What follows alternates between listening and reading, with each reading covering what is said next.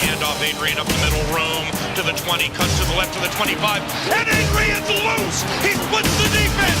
50, 40, 30. Goodbye, baby. Touchdown! We bleed purple and our bones are gold. Hear the horns coming out of our dome. Behold, we are Minnesota Vikings fans. We love when a player scores. We roar, ignite the stands. Hey everyone, you're listening to the Purple People podcast. My name is Kyle West. I'm accompanied by Adam Carlson, who is getting hopefully not chased by the police. That's true. I'm enjoying myself a good episode of Cops. And alongside me here, in spirit, is Kyle Smith. Hello, Vikings faithful. Hope you're having a good night like I am. I don't know why, but to me, you guys both sound like you are in big auditoriums, but that's okay, I think, because we're here to talk about Vikings football, and it doesn't matter what we sound like, as long as we're talking sports. You betcha. Yes. So this is episode number 128 of the Purple People podcast. This one is titled Peter Panthers, like the boys that'll never grow up. And let's get into some quick hits, because I love quick hits. Yeah, me too. Let's hit some stuff. But I don't like these first two quick hits. I don't like them at all. Uh-oh. The first one is Jerick McKinnon. He's still not practicing due to back problems. We saw Matt Asiata fail to be effective against a Carolina Panthers defense that struggles against the run. So it was disappointing to see him not be able to take advantage of that. Still, there's a chance that Jerick McKinnon will be back. We'll know more about his situation on Friday when the team releases their final injury reports. Hopefully he can get back before then. Hope he heals up pretty quick. We miss him. Absolutely. The second one is another guy that's still missing practice, and that's Sharif Floyd. He's missing it with a knee issue.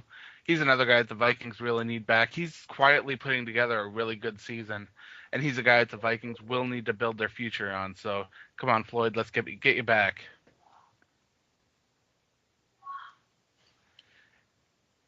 Week 13 was a good week for Vikings rookie quarterback Teddy Bridgewater. He was nominated for the Pepsi Rookie of the Week. I don't think he has a very good chance of winning the award, to be honest. I loved the performance that he put forth, but honestly, if I were a voter, I'd be voting for Trey Mason. That guy had an amazing game. I just like the nomination, though. How many times was... It does. Yeah. The recognition's nice. How many times was Ponder nominated for stuff like that? Don't know, don't care. I'm sure it's a good confidence boost for Mr. Bridgewater, too. So kudos to you, man. I'll vote for you. Vikings defensive end Brian Robinson cut off his long hair for charity, donating it to Locks of Love. If you're not familiar with Locks of Love, they're a good charity that donates hair pieces to young people that are struggling with image problems based on diseases that don't allow them to grow hair or have hair. So they do good work. That's a good thing for Brian Robinson to do. And if you are interested in the charity, make sure you check it out. I did not know this, and I am really excited to look this up right now. It is good work. My friend Eric actually does that once a year. He grows his hair out really super long, and then once a year he'll get it cut short and donate it.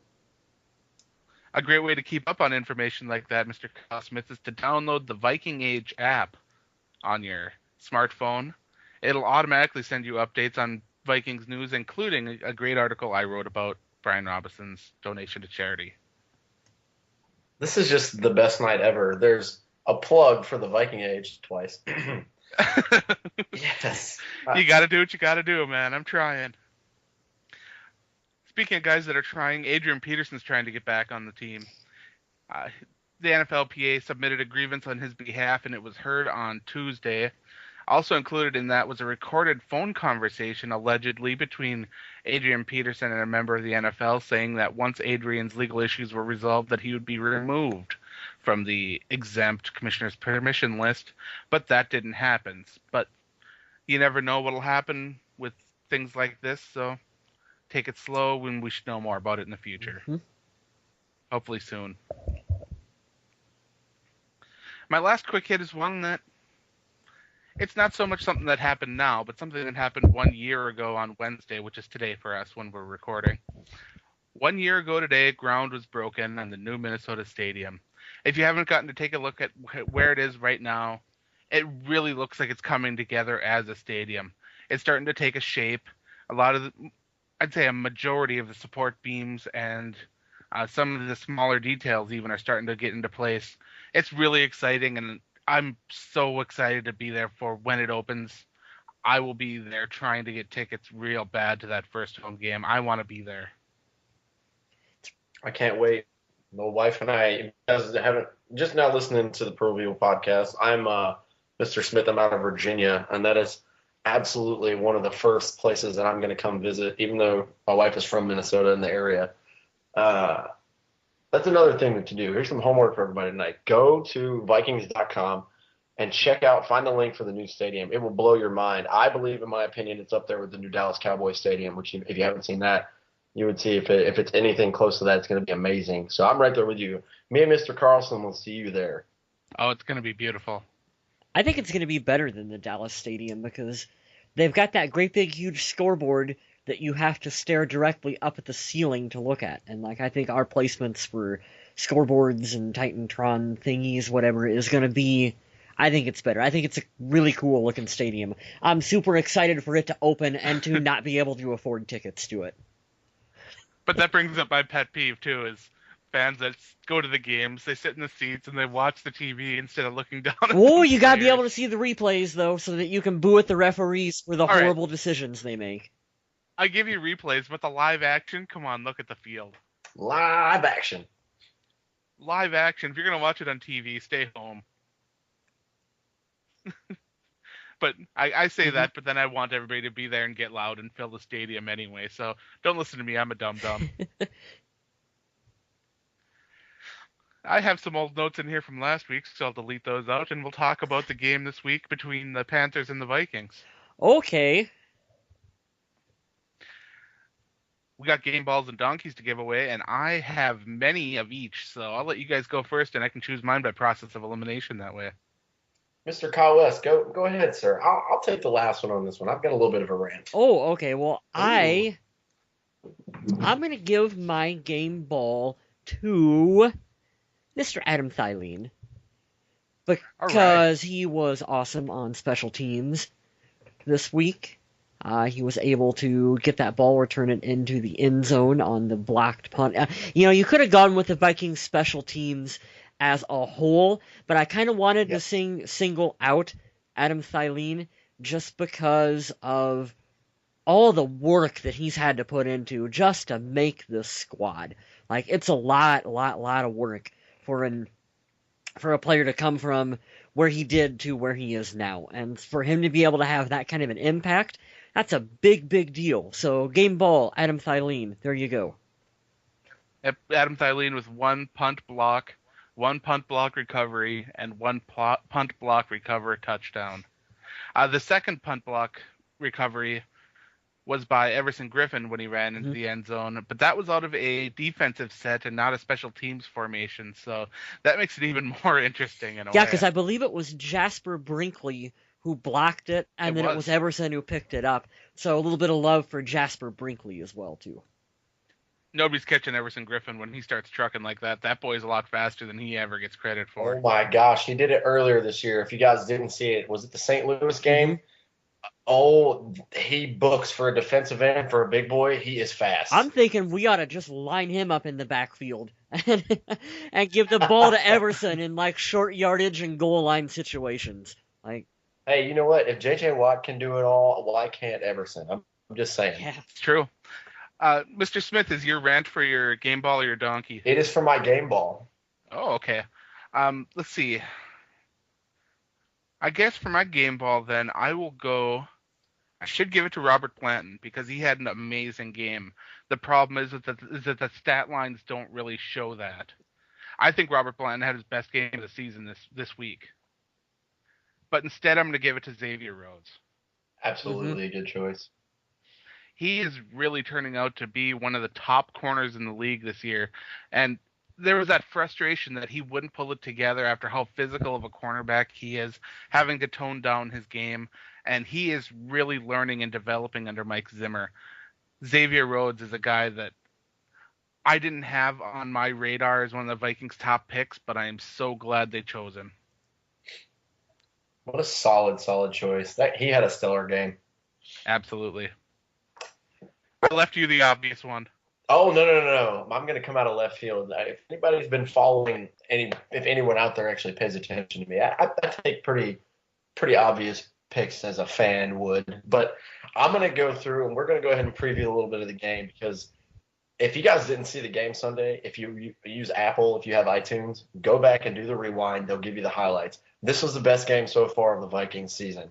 Absolutely, hands down. I think you other two would agree with that. We played well in every aspect, and I had to take tons of notes to pick a game ball this week, so I'm going to run through them real fast.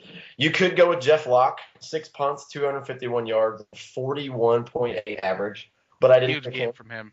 Didn't pick him. We mentioned Everson Griffin, 2 sacks on Cam Newton, 5 total tackles, and a blocked field goal recovery for a touchdown. Amazing. I'm going to go through a couple of these and tell you these are all great, but I'm not even picking these. Xavier Rhodes and Harrison Smith. Harrison had a sack. Xavier had a lot of passes blocked against a outstanding rookie wideout in Kelvin Benjamin.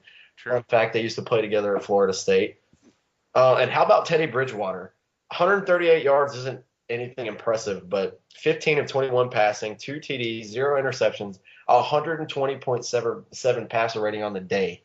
He had a fantastic day, and none of my game balls are going to those players.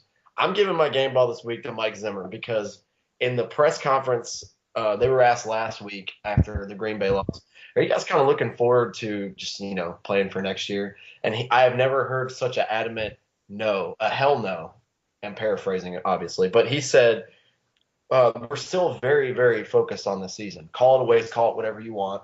But we don't play for next year. What's the point of that? If we were playing for next year, we wouldn't show up this Sunday. We play every Sunday of every game to win.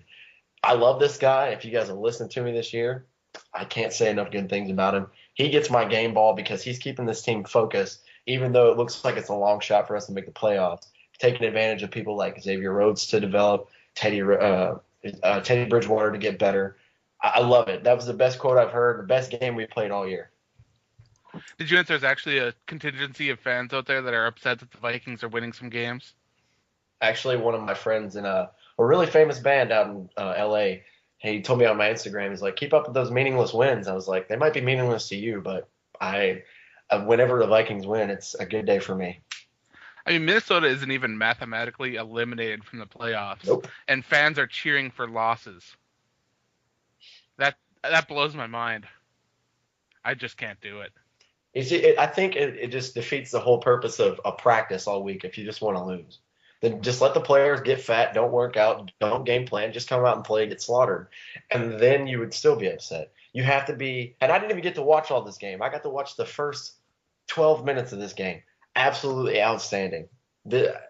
How could you not be happy and impressed with a win like that? Mm-hmm. It's true.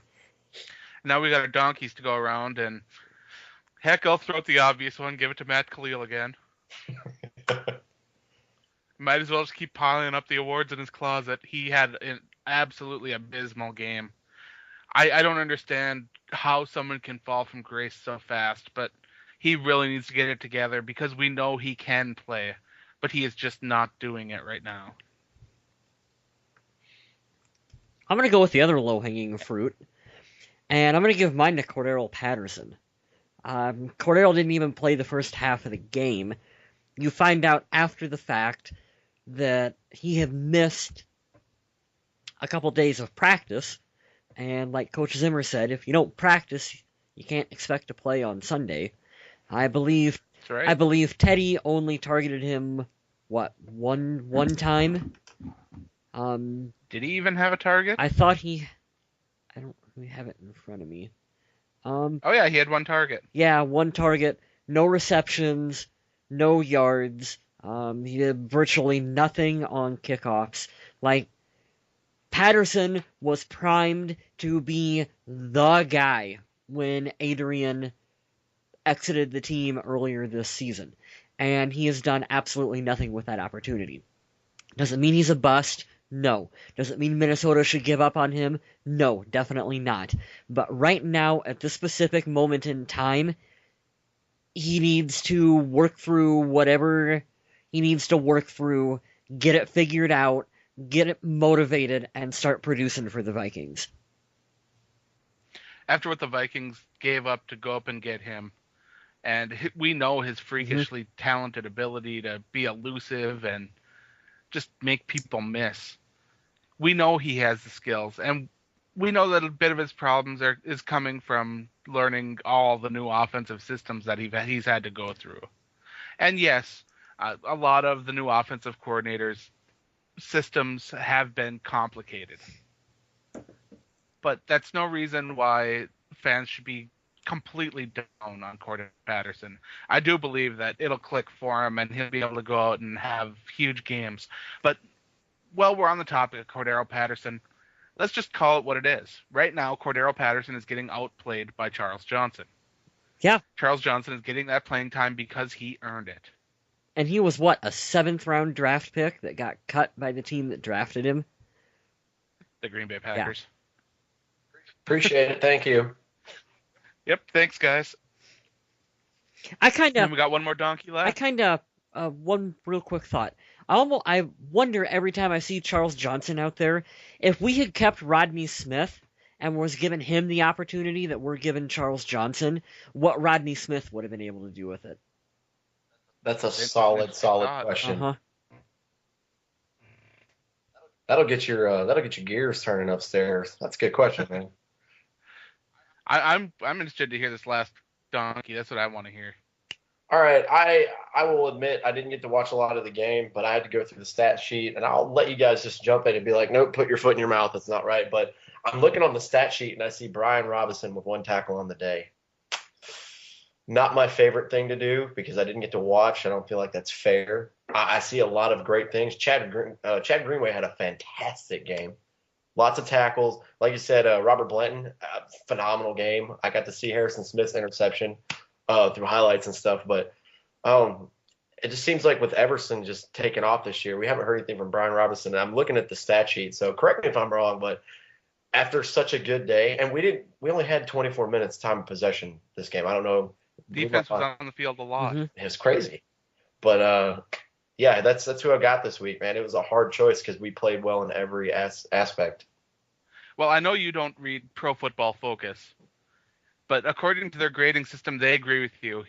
Brian Robinson had a poor game. So that was a good choice. Well, good. Yeah. I can read sometimes. Only sometimes. So we talked a little bit already about Teddy Bridgewater coming in and really having a fantastic game, completing 71.4% of his passes, which is an astounding mark for a rookie. 2 touchdowns, no interceptions, QB rating of 120.7. He only attempted 21 passes on the day, but really when you have a big lead, there's no point in coming out and just slinging the ball around for no reason. That's why the Vikings have built an offensive line that has since gone in the pooper. It has. I'll be honest. And they struggled big time. And that's one major reason why Matt Asiata, I don't want to say failed, but one reason why he struggled so bad during that game. I came really close to saying failed. We won't be mad at you. But Teddy Bridgewater came out, and he really outplayed Cam Newton. Cam Newton with a 51.4% completion rate, 194 yards on 35 attempts, 1 touchdown, 1 interception, QB rating of 65.7. A lot of people really down on Cam Newton, focusing on his ability to run with the ball in a league where really throwing the ball is the most important part. Yards on the ground, that'll come. If a quarterback looks and sees that it's open and scrambles for a first down, that's great. If he picks up 10, fantastic.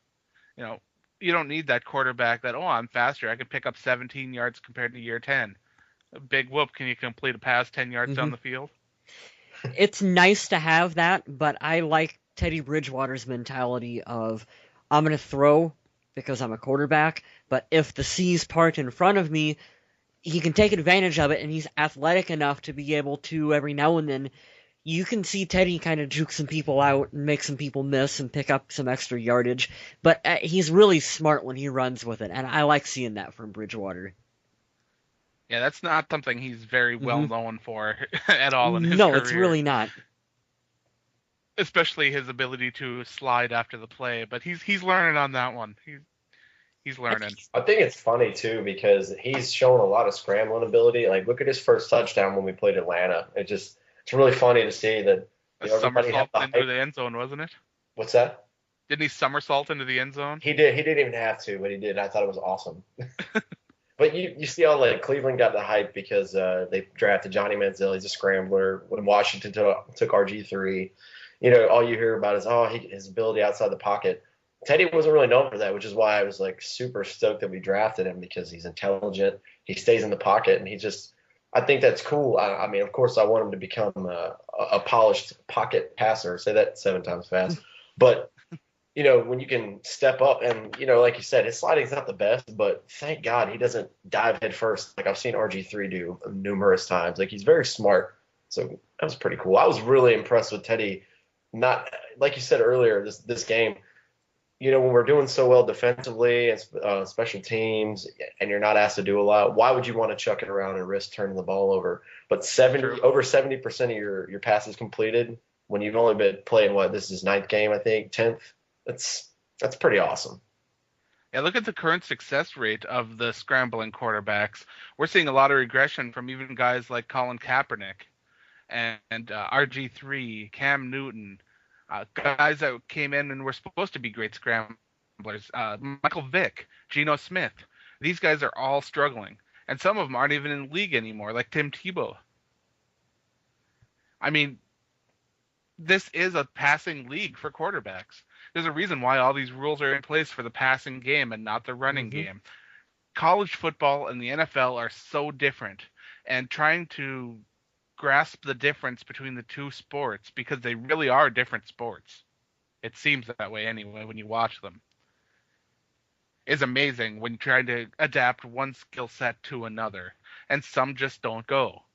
Teddy Bridgewater's ability to stay alive in the pocket, step up into throws, make smart decisions with his arms.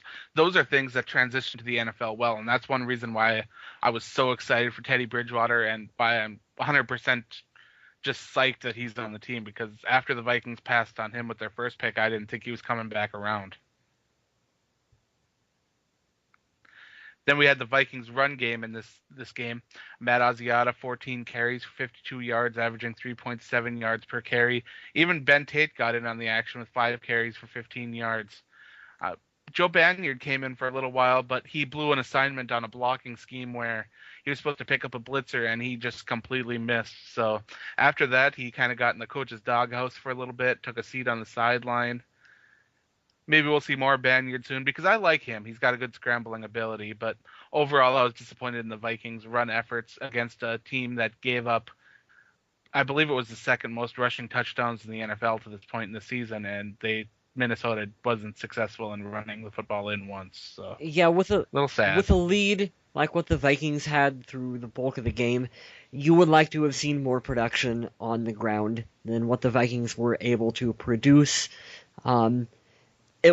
Just to pick up first downs and grind out the clock even. Exactly, which is all the more reason why we want to have Jerick McKinnon as healthy as he can be back playing for the team, because he is the best back currently on the Vikings roster, keyword being currently, and he's the one that I want to see him get more touches, what he can do in different situations such as this. Like, can he be that guy when you got a lead that you need to grind the clock out? Can you rely on him? And let's be honest, a lot of that struggle probably came from the injuries on the offensive line. Phil Lodeholt's a road grading right tackle. Brandon Fusco at right guard is one of the best run blockers in the NFL. We had Joe Berger come in, and he played a solid game, but the play of Mike Harris at right tackle just didn't quite match up to coming anywhere near Phil Lodeholt's abilities. And I know this is his first game since the injury, so maybe it'll take a while for him to adjust, but for now, he's got a bit of work to do to get things straight there. And the less said about the left side of the line, the better. That's where my donkey went, and I believe probably, what is it, week 13? I've probably thrown 8 or 9 of my donkeys over that way. I think so too. I'm a big offensive line guy. I watch those trenches, and that is where games are won and lost. And the Vikings are surprisingly winning games, losing the war in the trenches, and I don't know how that's possible. Vikings receivers, Greg Jennings led the way, 5 catches on 6 targets for 45 yards, 1 touchdown. Greg Jennings is the guy that a lot of people still feel is overpaid, but I feel he's coming in for this role on the team as the established veteran, coming in teaching the young guys. And even though he's not putting up numbers that match the other wide receivers in his price range, I feel his value on the team is more important than a lot of people understand because of his role in the community and his ability to teach the young wide receivers and just basically to be that standard that should be set for wide receivers on the Vikings team, that reliable target. You know what a pet peeve of mine is, Adam? What's that? People who bitch consistently about what a player is getting paid versus where it is on the Vikings salary cap, like it's coming out of y'all's paycheck from week to week. Like, I hate to say it, but I could care less what the Vikings are paying Greg Jennings. I legitimately could care less. I think you mean couldn't care less, but I could care less that's what all right. The correct analogy for that is either. Good times, good times. But yeah, the Vikings had 3 wide receivers that had over 40 yards receiving.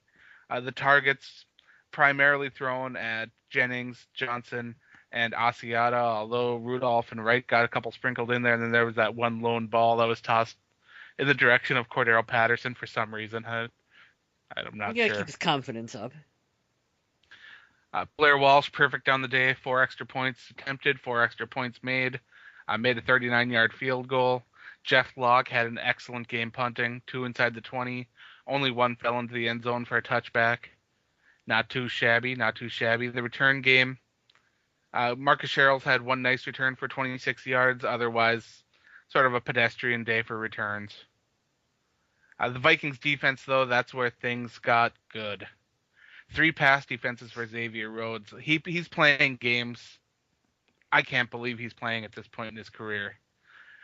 And then when you add in like Josh Robinson getting an interception and bringing it back for 23 yards, adding a pass defense, well, that was the interception, I guess, and 1 solo tackle. Josh Robinson's another guy that a lot of people had thrown in the towel on, and this Mike Zimmer defense has just rejuvenated his career. It's amazing what coaching can do. Mm-hmm. Just amazing. What impression did you guys get of this game defensively? Because the Vikings gave up a lot more run yards than I figured they would. I actually figured that Cam Newton would come out and throw the ball a lot more than he did, even though he had the 35 pass attempts. But when they weren't finding success there, they went to the ground, and they did find some success there. And Jonathan Stewart averaging over 7 yards a carry, and Cam Newton over 5. Even Fozzie Whitaker got in on the act a little bit and had a 16-yard run. Fozzie Whitaker. Do it, Fozzie. That's pretty awesome. I mean his name. I didn't get to see a bunch of that. The only it really irks me too when people can get a good ground game running. I'm not mad at all about the play of the Vikings this weekend, especially defensively, but Carolina, they do the 2-back system, and they have been for a long time. These guys have wear and tear and lots of age, and when you average 7 yards a carry, it's a little frustrating. But when you hold them to, what was it, 13 points? I mean, You can't really be too upset about that. I thought they played excellent. Just that's an odd stat to hear. I love Jonathan Stewart too. Everybody knows I'm from Charlotte myself. I have a special place in my heart for the Panthers, but I wouldn't expect to hear that stat from him. He's getting up there, and he's been struggling with injuries. But let's talk about what this really is for a second, because we're talking about a Vikings defense that gave up 13 points and we're able to criticize it based on past performances of the team. So our expectations of this defense has changed dramatically over the last year, so especially from the last season. I mean, last season we'd be lucky if the Vikings didn't give up over 30. Yeah. No, it's been a big time improvement. Isn't that crazy? Mhm. Just a year ago, and all the games that we lost last year in the last 2 minutes, and now you look at where we're at. It's amazing. It really is. Next week, the Vikings will have the Jets come to town. The Jets are a team that are really struggling against the pass. They're tied for giving up the most passing touchdowns this year with 27, tied with Chicago. They're dead last in interceptions. They only have 4 on the year. They're tied with Kansas City there. The Jets are allowing the second highest quarterback rating in the NFL at 106.6. But the strength of the Jets is their run defense, where they currently are ranked number 3, giving up only 85.2 yards per game. This could be an interesting matchup for this Vikings team that will look to ground and pound the ball, because Teddy Bridgewater is a rookie and they're trying to ease him into everything this season. But this could be a game this year, one of the many games this year, that the Vikings decide, hey, let's take advantage of this passing situation like they did against Carolina. Let's make the most of what we got through the air, because the Jets, I hate to say it, but are horrible against the pass. They're terrible. It would be a good week for Mr. Cordero Patterson to choose to apply his skill sets to the football field. True. um, I'd love to see him get more Yep, involved. he could be poised to have a big game next week. I think we ought to be able to beat up all over the Jets, don't you guys? I hope Yeah. so. I'm predicting it in my mind that Kyle Rudolph's going to have a good game. So will Mr. Jennings, and I think we can finally see a game where I wouldn't say he might be on Sports Center or anything, but maybe he'll get a little love nationally for for Percy all over again, number 12, Charles Johnson. Percy's sorry. coming to town. That's funny. That's funny too. I was going to segue into that, but yeah, this is, I don't know if you guys, whoever was listening, if you follow the whole NFL like I do, but the only other team that's as bad of a dumpster fire all over it, the Jets, is the Redskins. Rex Ryan's probably not going to be there. We have the advantage. You could take an older, slower Michael Vick or Geno Smith, who he struggles a lot, and I hate to dog him because Geno Smith makes some bad decisions. he does. Some of them are very, very bad. They're sticking with Geno, so we know who to game plan for. There was a little bit. I'm sorry, I'm getting into the Jets a little bit here. It's just That's what we're here to talk about. We're talking about the Jets, though. Yeah. Go right on ahead, man. So Rex Ryan was told that you have to start Geno Smith. You pour in an investment in a draft and somebody that's a higher pick like him, especially a quarterback. So last week, I believe they ran the ball over 40 times. Geno only threw it, I think it was 13, and my numbers might be off, but he threw it very low. Rex made a statement. I don't think he has confidence in him, yet they have to, from upper management, they have to play him.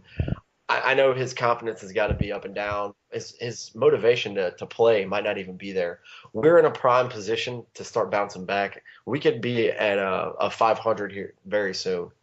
I like this position that we're in, and I hope it keeps going. I hope it can roll right through them, because you guys are saying their secondary is atrocious. And like the guys that I mentioned, Kyle Rudolph, Greg Jennings, I expect them to have really, really good games this Sunday. Yeah, it's definitely going to be a great game to watch.